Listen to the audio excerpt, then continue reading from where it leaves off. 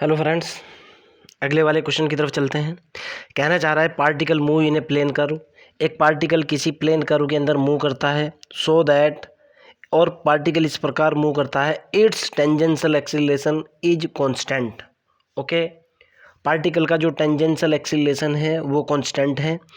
Okay, आगे कहना चाह रहा है the magnitude of the tangential velocity and the normal velocity are in constant ratio. आगे क्वेश्चन के अंदर ये कहना चाह रहा है कि अगर टेंजेंशियल अस्पर्श रेखीय गति और नॉर्मल अभिलंब त्वरण को आपस में भाग कर दिया जाए तो उनका जो रेशो है, उनका जो अनुपात है वो कांस्टेंट होता है। आपको निकालना है find the intrinsic equation of curve. आपको इंट्रिंसिक यानी आंतरिक समीकरण निकालना है उस कर्व का, अर्थात आपको कैलकुलेट करना है एस और साई के बीच में एक रिलेशन बनाना है। इंट्रिंसिक इक्वेशन ऑफ कर्व का मतलब होता है relation between S and Sai. S और साई के बीच में जो संबंध होता है उसको इंट्रिंसिक इक्वेशन बोलते हैं। ओके, चलो क्वेश्चन को सॉल्व करता हूँ। जो मेरे को दिया है उसी का यूज़ करूँगा। सबसे पहले कह रहा है कि it's tangential acceleration is constant. मेरे को given that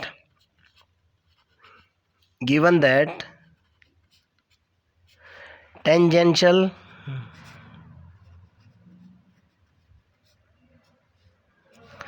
acceleration is equal to क्या होता है, d2s over D T square या dv ओवर डी टी दोनों का सेम मतलब निकलता है। बराबर क्या है, कांस्टेंट है, मैंने लैम्बडा मान लिया।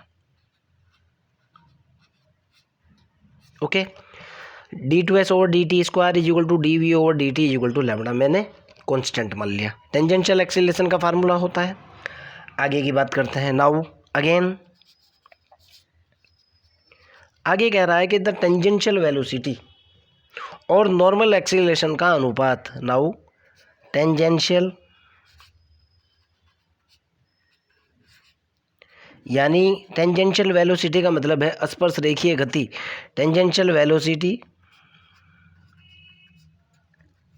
को अगर मैं डिवाइड कर दूं अभिलंब त्वरण से, नॉर्मल एक्सीलरेशन से, तो दोनों का जो रेशो है वो क्या होना चाहिए, कांस्टेंट होना चाहिए, बराबर होना चाहिए कांस्टेंट के। और इस कांस्टेंट को मैंने सपोज दैट म्यू मान लिया। मैं सपोज कह रहा हूँ, सपोज दैट। क्लियर है ना। आगे की तरफ चलते हैं। टेंजेंशियल वेलोसिटी कितनी होती है, टेंजेंशियल वेलोसिटी तो हमेशा v होती है, आप जानते हो। नॉर्मल एक्सीलरेशन का फार्मूला कितना होता है, v स्क्वायर अपॉन रो होता है ना। बराबर जब मैं इसको हल करूँगा, बराबर ये निकल करके आया मेरे पास, रो ऊपर पहुँच जाएगा, रो अपॉन एक v से v कैंसिल हो जाएगा, v बराबर कांस्टेंट मैंने क्या मान रखा है, म्यू। कोई प्रॉब्लम तो नहीं है।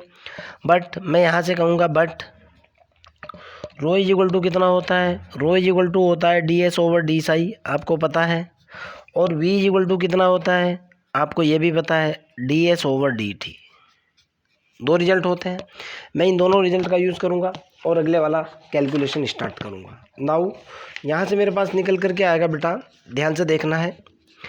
इसी की बात करो, rho upon we is equal to कितना है, मैंने कांस्टेंट म्यू माना हुआ है, मैंने रो की वैल्यू डाली। रो की वैल्यू है मेरे पास D S over D psi divided by D S over D T is equal to कितना है, मेरे पास म्यू है। मेरे ख्याल से डी एस कैंसिल आउट हो जाएगा, मैंने इसको कैंसिल आउट कर दिया, डी टी ऊपर पहुंच गया, ये निकल कर के आया मेरे पास d t over D psi is equal to कितना निकल गया, म्यू निकल गया ना। मैंने इसको उल्टा किया, यहाँ से मेरे पास अगला रिजल्ट निकल कर के आया, एक बार इसको लिख लूँ, d t over D psi is equal to निकला म्यू। इसको उल्टा करके लिख सकता हूँ मैं, d psi over D T is equal to 1 upon mu. Okay, suppose that ये मेरे पास इक्वेशन नंबर ए है। नाउ पहली इक्वेशन की बात करता हूँ। यहाँ से देखना है आपको क्या है, ज़रा जो स्टार्टिंग की इक्वेशन है उसको देखो आप। नाउ इसका यूज़ करूँगा मैं इस इक्वेशन का, from d v over D T is equal to lambda. इस इक्वेशन का मैंने यूज़ किया और इस इक्वेशन का यूज़ करते ही मेरे पास रिजल्ट देखता हूँ कितना आता है। इसको मैं लिख सकता हूँ भाई, क्या लिख सकता हूँ, इसको मैंने लिखा d v over D psi, इसको लिखा d v over D t को लिखा d v over D psi into d psi over D T is equal to lambda. D psi से डी साई कैंसिल हो जाएगा, d v over D t ही रहेगा। Clear. But मैं क्या कह रहा हूँ, d psi over D t, d psi over D T is equal to कितना है, 1/म्यू। इस कंसेप्ट का मैंने यूज़ किया, ये मेरे पास निकल करके आया d v over D psi into d psi over D t की वैल्यू कितनी है, 1/म्यू इज इक्वल टू कितना हुआ, लैम्बडा हुआ। यहाँ तक आपको कोई प्रॉब्लम नहीं होनी चाहिए। मैंने इनको अलग अलग सेपरेट किया, इसको मैं लिख सकता हूँ, ये वो निकल करके आया d v over D psi is equal to lambda into mu, lambda into mu. आगे की तरफ चलते हैं यहाँ से, यानी मेरे पास जो निकल करके आया कितना निकला यहाँ से भाई, यहाँ से मेरे पास बना d v over D psi. मैंने इसको क्रॉस गुणा किया और अगला रिजल्ट निकाल लिया। यहाँ से डी वी की वैल्यू निकल करके आई, d v is equal to हुआ मेरे पास lambda into mu into d psi. Okay, कोई दिक्कत तो नहीं है। आगे की तरफ चलते हैं। अब मैंने दोनों तरफ इंटीग्रेट किया, इंटीग्रेट बोथ साइड, इंटीग्रेट किया मैंने बोथ साइड। जैसे ही मैं दोनों तरफ इंटीग्रेशन करूँगा तो इधर कितना निकलेगा, इधर निकल करके आएगा integration d v is equal to integration of lambda mu into d psi. कोई दिक्कत तो नहीं है। अब मैंने इसको इंटीग्रेट करने के बाद इसका रिजल्ट निकाला, यहाँ से मेरे पास निकल करके आया कितना भाई, यहाँ से इधर तो निकला v is equal to lambda mu d psi, sorry lambda mu into psi plus arbitrary constant a. कोई दिक्कत तो नहीं है, आप ए मान लो या के मान लो, कोई दिक्कत वाली बात नहीं है। आगे की तरफ चलता हूँ, बट अगले वाले रिजल्ट को देखता हूँ क्या है और किस तरीके से है। अभी तक मेरे पास जो रिजल्ट बना हुआ है वो कितना बना हुआ है भाई, इक्वेशन का नाम दूंगा, इसको सॉल्व करूंगा मैं। मेरे पास रिजल्ट बना हुआ है v इज इक्वल टू है lambda mu psi plus k A. Suppose that ये मेरी इक्वेशन बी है, बट जरा यहाँ से देखो आप, जो मैं कहने की कोशिश कर रहा हूँ इसको देखना। बट मैंने ये वाला रिजल्ट उठाया, rho upon we is equal to psi, इस रिजल्ट का मैंने यूज़ किया। ओके, बट क्या किया मैंने, but rho upon we is equal to कितना है मेरे पास, साई नहीं है म्यू है। कभी आप साई समझ लो। देखो दोबारा दिखा रहा हूँ, ये देखो आप, इस रिजल्ट का यूज़ किया rho upon we is equal to mu से। ओके, जैसे ही मैं इस रिजल्ट का यूज़ करूँगा, अब अगले वाला रिजल्ट देखता हूँ क्या आता है। यहाँ से मेरे पास रिजल्ट निकल कर के आया, यहाँ से मैंने रो की वैल्यू निकाली, रो इज इक्वल टू निकला वी इंटू म्यू। क्लियर है ना। बट रो की वैल्यू कितनी होती है, रो इज इक्वल टू होता है D S over D Sai. इस फार्मूले का मैंने यूज़ किया, D S over D psi. Okay, मेरा थोड़ा स्केच परेशान कर रहा है, चेंज करता हूँ स्केच। तो वैल्यू डाली मैंने, यहाँ रो की वैल्यू डाली, ये निकला d S over D psi, ये हुआ इज इक्वल टू कितना हुआ, म्यू इंटू वी की वैल्यू आपके सामने रखी हुई है। Okay, mu into lambda mu psi plus k a. Okay, मैंने लिख भी दिया कि putting the value of mu, putting value of v in, suppose that इसको इक्वेशन सी मान लो, इन सी इक्वेशन ओके, तो ये एक डिफरेंशियल इक्वेशन बनी यहाँ से, और जब ये डिफरेंशियल इक्वेशन बन चुकी, मैंने इसको वेरिएबल सेपरेबल का यूज़ किया, यहाँ से निकल कर के आया d s is equal to, ज़रा ध्यान से देखना है आपको, अंदर मल्टीप्लाई कर दिया mu square lambda psi plus के mu A into d psi. Okay, आगे की तरफ चलते हैं। जब मैं इसको इंटीग्रेट करूँगा, मैंने इसको इंटीग्रेट किया both side, integrate both side किया मैंने इसको,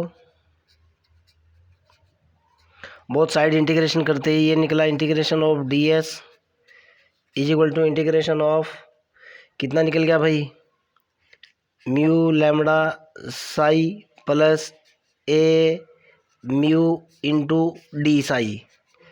सारी क्वांटिटी कांस्टेंट है, सिर्फ साई के रेस्पेक्ट में इंटीग्रेशन होगा। ये निकल कर के आया डी एस का इंटीग्रेशन तो निकल गया एस इज इक्वल टू, ये हुआ लैम्बडा म्यू साई स्क्वायर बटे 2, साई का इंटीग्रेशन साई स्क्वायर बटे 2 प्लस के ए म्यू और डी साई का integration Sai plus arbitrary constant, दूसरा कांस्टेंट सी मान लो। क्लियर है ना?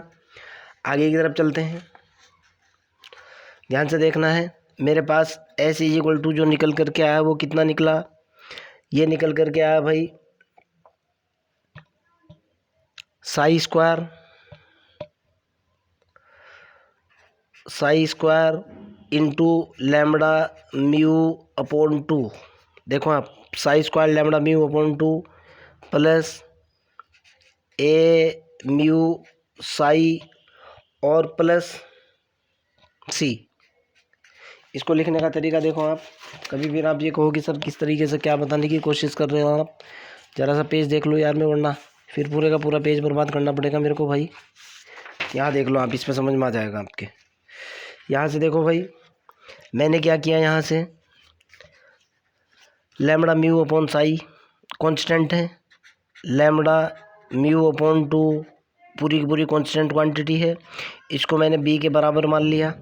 ओके, और ए म्यू भी एक कांस्टेंट क्वांटिटी है, इसको मैंने डी के बराबर मान लिया। ओके भाई, देखो constant into constant divided by constant, result तो कांस्टेंट ही रहता है। ओके, ये भी कांस्टेंट, ये भी कांस्टेंट, दोनों का मल्टीप्लाई कांस्टेंट, तो एस इज इक्वल टू निकल गया कितना, B Sai square plus a mu की वैल्यू कितनी निकल गई, बी साई स्क्वायर प्लस के डी साई प्लस के सी। ओके, समझ आती है ना मेरी बात? और यही मेरा वो कर्व है, दिस इज़ द, आवाज़ हो रही है थोड़ी सी, मेरा कर्व है, this is the relation between S and Sai. Okay, this is required curve, अर्थात दिस इज आंसर। फिर भी अगर आपका कोई डाउट है, कोई प्रॉब्लम है, कमेंट बॉक्स के अंदर क्वेश्चन को डालिए, मैं आपकी हेल्प करूंगा। चलते हैं क्वेश्चन नंबर नेक्स्ट की ओर, अगले वाले क्वेश्चन की तरफ चलते हैं। क्वेश्चन नंबर नेक्स्ट कहना चाह रहा है, ए particle moving in A parabola with uniform angular velocity. एक पार्टिकल किसी पैराबोला के अंदर मूव करता है और उसकी एंगुलर वेलोसिटी यानी उसकी कोणीय चाल कांस्टेंट है अबाउट द फोकस। फोकस के रिस्पेक्ट में पार्टिकल की कोणीय चाल कांस्टेंट है और पार्टिकल एक परवलय के अंदर मूव करता है। Prove that it normal acceleration at any point is proportional to the radius of curvature. आपको दिखाना है कि नॉर्मल एक्सीलरेशन यानी अभिलंब त्वरण जो है वो रेडियस ऑफ कर्वेचर के समानुपाती है। ओके, किसी पर्टिकुलर पॉइंट के ऊपर at the path of this point, जब वो पार्टिकल उस पॉइंट से उस पैराबोला के पथ पर होता है। ओके, समझ आती है ना। अर्थात आपको दिखाना है normal acceleration is directly proportional to radius of curvature. अर्थात आपको आप ये भी शो कर सकते हो कि normal acceleration divided by radius of curvature is constant. आपका टारगेट क्या है? Normal acceleration divided by radius of curvature is constant. दोनों का सेम मतलब निकलता है, प्रोपोर्शनल का निशान आ जाएगा। ओके, शॉर्ट में बता रहा हूँ, मेरे को प्रूफ क्या करना है,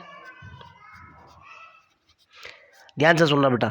अगर मान लिया जाए ए प्रोपोर्शनल टू सी है, तो आप प्रोपोर्शनल के निशान को क्या करते हो?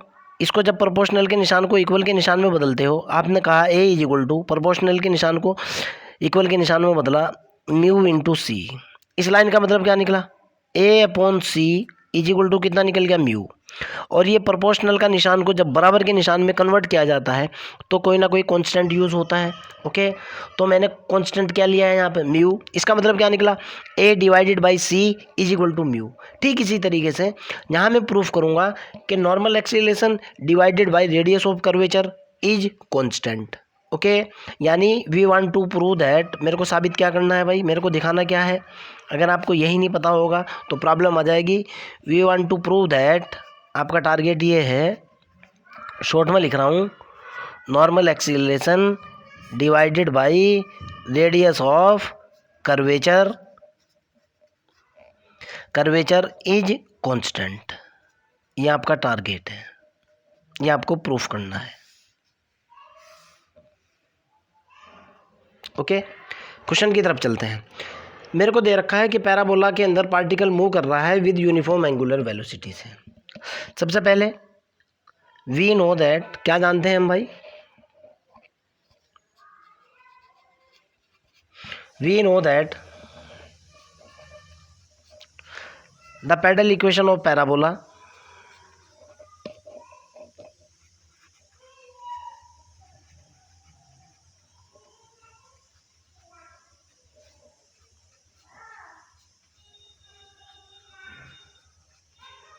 जो मेरे पास पैराबोला होता है उसके दो जो पदिक समीकरण होती है, शॉर्ट में लिख रहा हूँ, एट फोकस, जिस फोकस की वो बात कर रहा है, फोकस के ऊपर जो पैराबोला की पेडल इक्वेशन होती है, पदिक समीकरण होती है, वो होती है p square is equal to a r. सवाल पैदा होता है कहाँ से है ये फार्मूला? बेटा बीएससी पार्ट 1 डिफरेंशियल कैलकुलस, आप जानते हो फिक्स फार्मूला होता है, कोई चेंज नहीं। आगे मेरे को दिया है गिवन दैट, चलो आप इसको इक्वेशन नंबर 1 मान लो, सपोज दैट ये मेरी इक्वेशन 1 है। मेरे को गिवन दैट क्या दे रखा है भाई? With uniform angular velocity. मेरे को दिया है गिवन दैट एंगुलर वेलोसिटी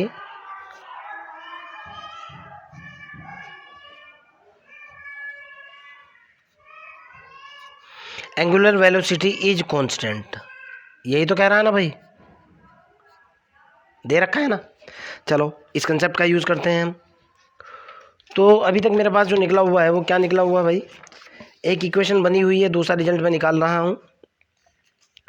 एक रिजल्ट तो मेरे पास निकला हुआ है p square is equal to, पहले वाला इक्वेशन तो बना हुआ है p square is equal to a r, ये तो इक्वेशन 1 है। एंगुलर वेलोसिटी की बात करता हूँ, यानी एंगुलर वेलोसिटी होता है D theta over D T, बराबर होता है, आप जानते हो रेडियल और एंगुलर वेलोसिटी के बीच में रिलेशन से, बराबर होता है v p upon r square. Formula होता है, कैसी दे रखी है? इज इक्वल टू क्या दे रखा है? कांस्टेंट। कांस्टेंट दिया हुआ है ना, और इस कांस्टेंट को मैंने मान लिया सी, मैंने सपोज करा कि ये सी है, सपोज दैट कह रहा हूँ मैं। यानी मेरे को जो दे रखा है बेटा, अब यहाँ से देखो आप, डी थीटा और डी टी का तो यूज़ नहीं करूँगा, ये जो होता है क्या कहें, v square p upon r square, मैं यहाँ से वैल्यू निकालूंगा। अर्थात मेरे को गिवन है, फिर से लिख रहा हूँ मैं, गिवन दैट मेरे को ये दिया हुआ है एंगुलर वेलोसिटी के बारे में कि भाई v square p upon r square is equal to c दे रखा है ना। मैंने यहाँ से वी स्क्वायर की वैल्यू निकाली, वी स्क्वायर की वैल्यू निकल करके कितनी आई? R square c upon p निकल गई ना, कोई दिक्कत तो नहीं है। इसको मान लिया मैंने इक्वेशन नंबर 2। अब इक्वेशन नंबर 1 को आप डिफरेंशिएट करो और रिजल्ट निकालो। देखो मैं क्या करूँगा, मेरे पास जो इक्वेशन नंबर 1 है उसकी बात करूँगा। नाउ फ्रॉम 1, पहले वाली इक्वेशन क्या है मेरे पास, p square is equal to a r. मैं डिफरेंशिएट कर रहा हूँ with respect to p. Okay, मैंने कहा कि differentiate with respect to p, reason दूंगा मैं। ये हुआ d over d p, p square, okay sorry r के रिस्पेक्ट, यार बात तो एक ही है। चलो, d over d p differentiate किया मैंने with respect to p is equal to a into d r over d p. ये कितना निकल गया भाई, पी के रिस्पेक्ट में डिफरेंशिएट किया, ये तो निकला 2p इज इक्वल टू इधर हुआ, इधर कितना हुआ a into d r over d P. मैंने यहाँ से एक बार फिर इससे वैल्यू निकालूंगा, मैं दोबारा लिख रहा हूँ इसको किसी वजह से। 2p is equal to a into d r over d p. यहाँ से मैंने वैल्यू निकाली d r over d p की, d r over d p की वैल्यू निकाली। D r over d p की जो वैल्यू निकल करके आई वो कितनी निकली भाई, ये निकली 2p अपॉन ए, निकल गई ना। But rho is equal to radius of curvature का फार्मूला क्या होता है, रो इज इक्वल टू होता है r into d r over d p. सवाल पैदा होता है कहाँ से, BSc part 1 differential calculus radius of curvature. Okay, और मैंने यहाँ से अब अगले वाला रिजल्ट निकाला, ध्यान से देखना है आपको। So that rho is equal to r into d r over d p की वैल्यू डाली, जो कि मेरे पास है 2p अपॉन ए। ओके, एक रिजल्ट मेरे पास ये आ चुका। नाउ जो मेरे को टारगेट है उसकी तरफ चलना है। नाउ मेरे को जो प्रूफ करना है उसी की तरफ जा रहा हूँ मैं। देखो अब मेरे को प्रूफ क्या करना है, normal acceleration divided by radius of curvature is constant. Okay, now normal acceleration, normal acceleration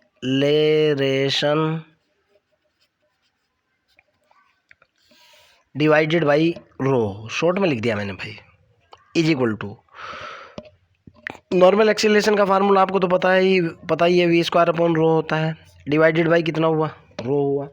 अर्थात आपके पास रिजल्ट कितना निकल गया भाई, आपके पास यहाँ से निकल कर क्या आया, v square upon rho square हो चुका। ओके, यानी अब आपको इसको देखना है, इसके ऊपर मेरे को काम करना है और रिजल्ट निकाल लेना है। यानी मेरे को निकालना है v square upon rho square is equal to, मैंने वी स्क्वायर की वैल्यू डाली, आपके सामने है वी स्क्वायर की वैल्यू रखी हुई है, मैंने वी स्क्वायर की वैल्यू डाली जो कि है r square c upon p का complete square divided by rho square की भी वैल्यू डाली मैंने। यहाँ से रो की वैल्यू देखो आप, रो स्क्वायर की मैंने वैल्यू डाली जो कि है 2pr अपॉन ए का कंप्लीट स्क्वायर, यही तो है ना। चलो आगे देखता हूँ भाई, यहाँ से मेरे पास जो रिजल्ट निकल करके आया कितना निकला भाई, ज़रा ध्यान से देख लेना, कभी आपको गड़बड़, मैं डायरेक्ट लिखूँगा, कटिंग फटिंग नहीं करूँगा यार मैं। इज इक्वल टू, देखो मैं डायरेक्ट लिख रहा हूँ, ये निकल करके आएगा आर स्क्वायर, कुछ तो कटेगा, पी स्क्वायर तो कैंसिल हो जाएगा, आर स्क्वायर निकलेगा, सी स्क्वायर निकलेगा, ए स्क्वायर निकलेगा बटे 4p की पावर 4 आएगा। क्लियर है ना। But p square is equal to कितना था, अभी ए आर था, स्टार्टिंग में लेकर के चला था, मैं आपको बता भी रहा हूँ, कभी आप ये कहोगे सर ये क्या कर दिया आपने। But p square is equal to कितना है, ए आर, पी स्क्वायर की वैल्यू भी डालो भाई आप, तो ये निकल करके आया मेरे पास v square upon rho is equal to r square c square a square बटे 4 इंटू पी की पावर 4 की वैल्यू ए की पावर 4 हो जाएगा, ए आर का कंप्लीट की पावर कितनी होगी भाई, ए आर का कंप्लीट स्क्वायर। ओके, अब यहाँ से जो रिजल्ट निकल करके आएगा, ज़रा आप देखो, पंखा बंद करता भाइयों, आर स्क्वायर से तो आर स्क्वायर कैंसिल, कितना निकला, ये निकला c² a² बटे 4a², a² से a² कैंसिल, कितना निकल गया c²/4। c²/4 क्या है, क्या कांस्टेंट नहीं है क्या, ये कांस्टेंट क्वांटिटी नहीं है क्या, मतलब क्या निकला भाई, मतलब ये निकल रहा है, सॉरी ये v²/ρ² है। यानी अब यहाँ से देखो v²/ρ² इज इक्वल टू कितना निकल गया, कांस्टेंट आएगा ना, यही तो प्रूफ करना था, हेंस प्रूफ, क्वेश्चन के अंदर यही तो कह रहा था। ओके देखो आप क्या क्या रहा था वो भी बता रहा हूँ आपको, कोई दिक्कत वाली बात नहीं है। एक मिनट, पेपर से थोड़ा सा दूर हूँ मैं। ओके यही आपको प्रूफ करना था। ये देखो आपको दिखाना था कि normal acceleration proportional to radius of curvature, पूरी डिटेल में मैं आपको बता चुका था कैसे प्रोपोर्शनल होगा, और वही आपका निकला normal acceleration divided by radius of curvature, दोनों को डिवाइड किया, कांस्टेंट आ चुका, हेंस प्रूफ। फिर भी अगर आपका कोई डाउट है, कोई प्रॉब्लम है, कमेंट बॉक्स के अंदर क्वेश्चन को डालिए, I will help you. Okay bye.